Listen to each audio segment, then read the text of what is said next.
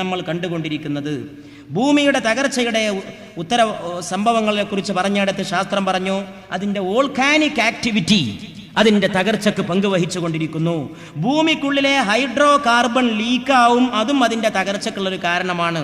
ഭൂമിക്കകത്ത് hydro carbon ഇഷ്ടം പോലെ ഉണ്ട്, പല സാധനം ഉണ്ടല്ലോ ഈ ഭൂമിക്കകത്തൊക്കെ, സ്വർണം, ഇരുമ്പ്, വേറെ ലോഹങ്ങൾ, വാതകങ്ങൾ, ദ്രാവകങ്ങൾ, അതിൽപ്പെട്ട ഹൈഡ്രോ കാർബൺ പുറത്തേക്ക് ലീക്കാവുക, അതും ചൂടുള്ള സാധനമാണ്, അതും ഭൂമിയെ നശിപ്പിക്കും എന്ന് പറയുന്നു.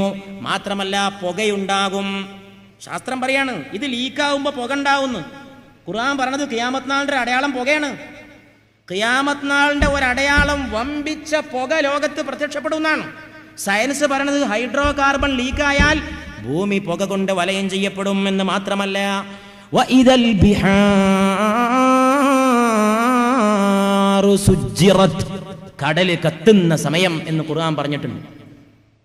കടല് കത്തുന്ന സമയം ശാസ്ത്രം പറയുന്നു കടലിലെ വെള്ളം പോലും തീജ്വാലയാവും ചൂടിൻ്റെ കാഠിന്യം കൊണ്ട്.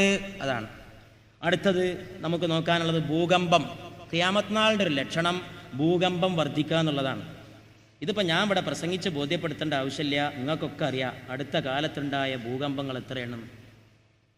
ന്യൂസിലാൻഡിലെ ഭീകരമായ ഭൂകമ്പം, കഴിഞ്ഞ കൊല്ലമുണ്ടായ ആർമീനിയയിലെ ഭീകരമായ ഭൂകമ്പം, ലക്ഷക്കണക്കിന് ആൾക്കാരാണ് മരിച്ചത്.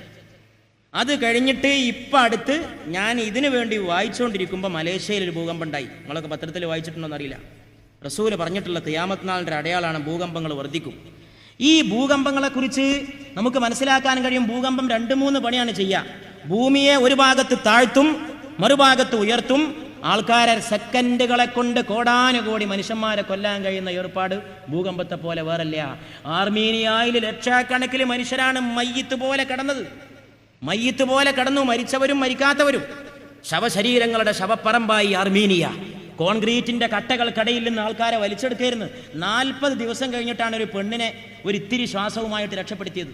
40 ദിവസം കോൺക്രീറ്റിന്റെ കട്ടക്കടിയിൽ കിടന്ന് ജീവനോടെ ആർമീനിയയിൽ, സോവിയറ്റ് റഷ്യയിലെ. അത് കഴിഞ്ഞ കൊല്ലണ്ടായ ഭൂകമ്പാണ്.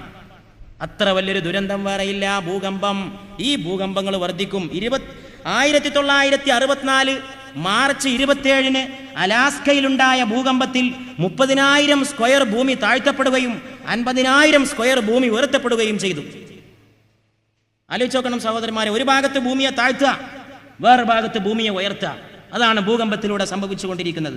ന്യൂസിലാൻഡിലുണ്ടായ മറ്റൊരു ഭൂകമ്പം വലിയൊരു ദുരന്തമായിരുന്നു. ഒടുക്കമുണ്ടായ മലേഷ്യയിലെ ഭൂകമ്പം. സത്യം പറഞ്ഞാൽ ഭൂകമ്പത്തെക്കുറിച്ച് എനിക്ക് പറയാനുള്ളത് ഇത്രയേ ഉള്ളൂ. ഖിയാമത്ത് നാൾ വരാൻ പോകുന്നുണ്ട് എന്നുള്ളതിനുള്ള സൂചന അള്ളാഹ് ഇങ്ങനെ തരികയാണ്, ഓർമ്മിപ്പിക്കലാണത്. ഒരു തരം താക്കീത്, ഒരു തരം റിമൈൻഡിങ് നോട്ടീസ്. ഇത് ചെറിയ ഡോസാണ്, വലിയ ഡോസ് കുറച്ച് കഴിഞ്ഞാൽ കിട്ടും, കാത്തിരുന്നോ എന്നുള്ള. അതാണ്